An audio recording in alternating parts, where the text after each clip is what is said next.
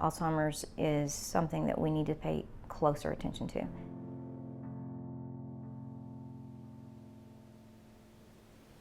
It's become an epidemic. It's horrible in the United States.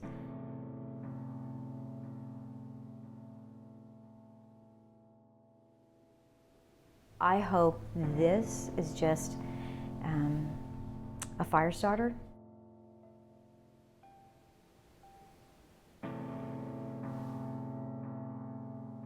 If this does something to help, not just one person, I want it to help a bunch of people. Because there's a lot of people out there that are being affected by Alzheimer's. Emotionally, physically, financially. Oh my gosh. And our nation is really, I'm afraid they're not being aggressive enough, and we need to be a lot more aggressive because it affects everyone.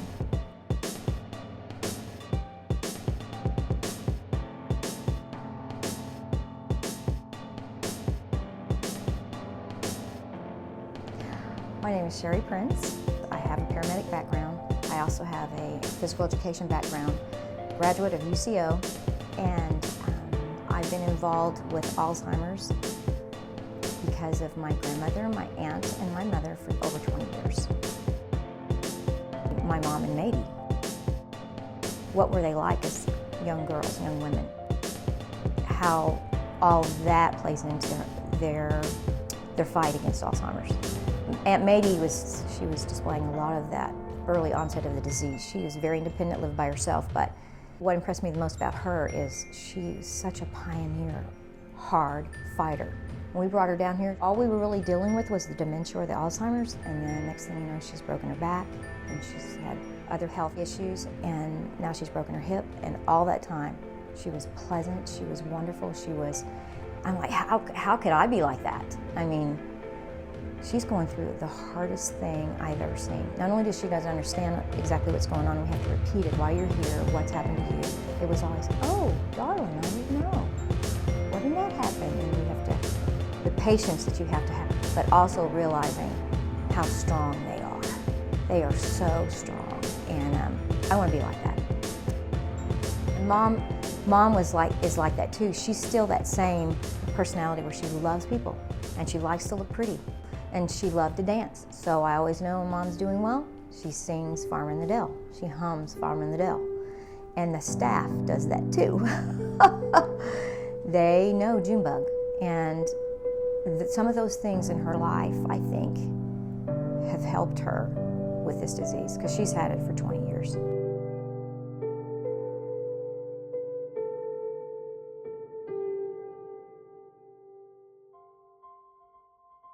Probably about 2 years ago, I started playing a game called Pickleball.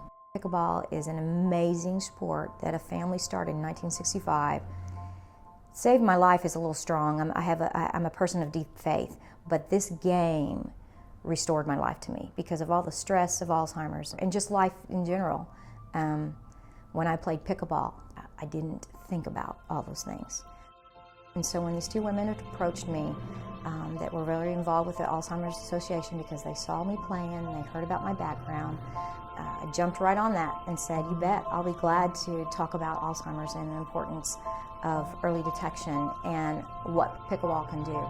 Came up with an idea called The Longest Day. We'll be teaching people about pickleball, we'll be playing pickleball, there'll be sponsors there that relate to anything with caregiving or the elderly, there'll be prizes, there'll be just a day of fun, but also seriousness about raising money for Alzheimer's. I want people to look forward to this.